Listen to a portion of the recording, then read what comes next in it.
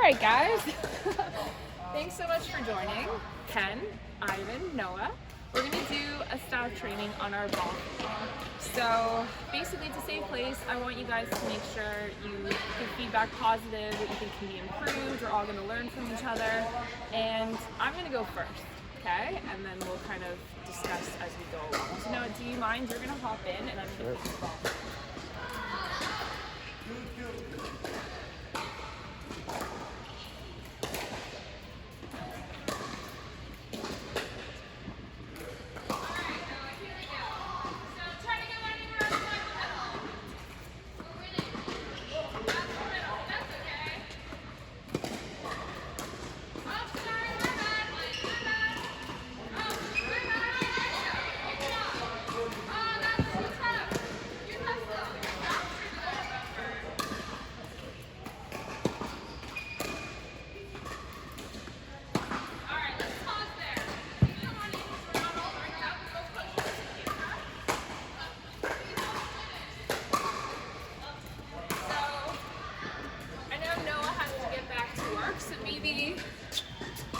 Let Noah speak first.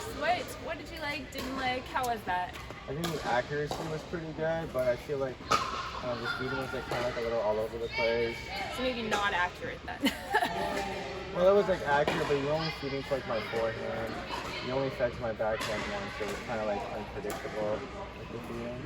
You look like you want to say something. Yeah, I would have kept the circle too, the goal's hand back into the goal Okay, thank you. I like the pace of the feeds, but I thought that, unlike Noah, maybe because he's younger than I am, I would have liked to have seen him more in the same spot so that he doesn't have to run as much. I'm hoping from my age, I don't want to have to run as much as he's a young whippersnapper. So I think the accuracy could be improved. So then, Noah, how would you do that? How would you make the feeds a little more accurate? Well, also I make them a bit more predictable, right? So maybe I alternate, one for forehand, one for backhand. Okay, so let's say the drill right now is just feeding to the forehand. Let's keep it really simple. Okay. So and I fed back to your backhand. So what guide could you use to help even for yourself and for your player be more accurate? I'd say we'll also maybe give me enough time to recover. I think that might be important. That's all I could say. So, okay, how about you, Ken? Maybe a target that you can Love it. Okay, you need to stick around then. You can't go. Ken's gonna go first. Sorry, right. I swallow my words. Okay, so I'm gonna feed. So we put a target out. Or do you want? Here, I'm gonna. No, you're the coach. How would you help us be a little more accurate? I'd put a target down to say that my ball's gonna bounce from the other side. I found a target.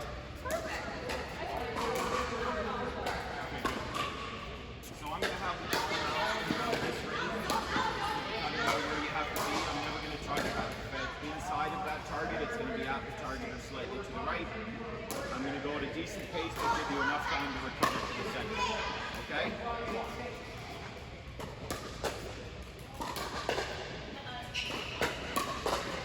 This guy hasn't fed in a while. Let's see how he does.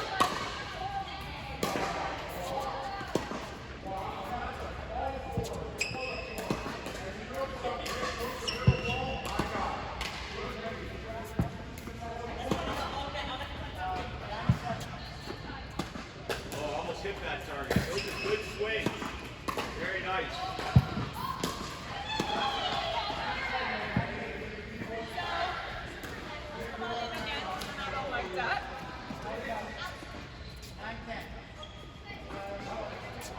So we definitely got more accurate, agreed? I agree, yeah. You mentioned tempo. So how can the tempo of the feed be a little bit faster?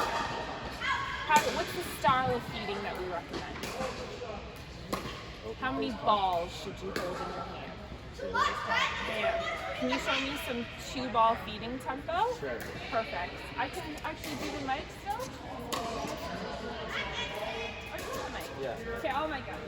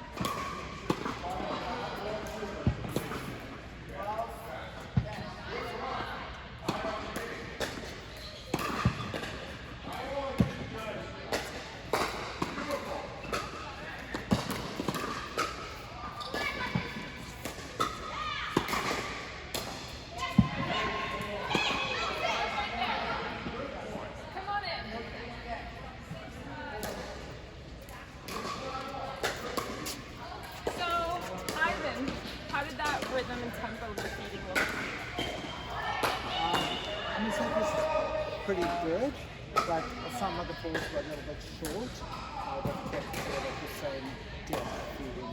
So we have a target there, but is the target of where the ball bounces the most important part of the feed? I'd say the tempo is. Okay, tempo. Well, let's move away from tempo right now. So basically, we're focusing. Yeah, go The ahead. height that it's going to be when it gets to you. Exactly. So where I receive the ball is the crucial aspect of the quality of the field, right? So Ivan, can you show us? Maybe I'm actually going to get a target, and let's see if we can feed into the target. Hit the target. Yeah. And also with here, I'm going to give you the mic. With the tempo that we're talking about. Do you know? Ken, can you show us the tempo of feed actually first? Let's get Ken to feed.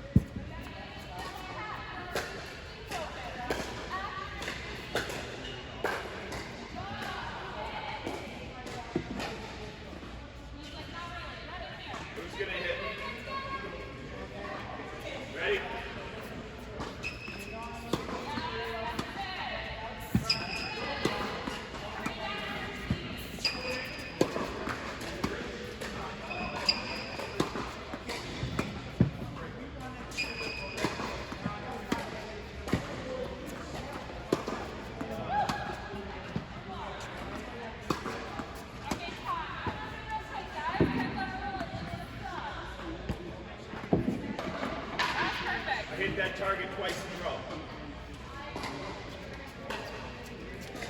So we're gonna let Ivan have one more try at it, but I just really want to make sure we have it down pat. So Noah, say it again. What 3 things are we looking for to be better feeders? You want to make sure you clutch the balls in your hands like at once. You want to make sure that the feet's like at a good height, and you want to make sure that the accuracy is good. So the accuracy and the height, that kind of goes hand in hand. The tempo. The tempo, right? So I'm more out of breath from Ken's feeding, because did we notice how it was like perfect? Boom, boom. That's why he's a tennis director. Well done. And his pace was faster. So can you show us, Ivan? One more time. Listen, it takes practice. That's why we're doing these sessions, right?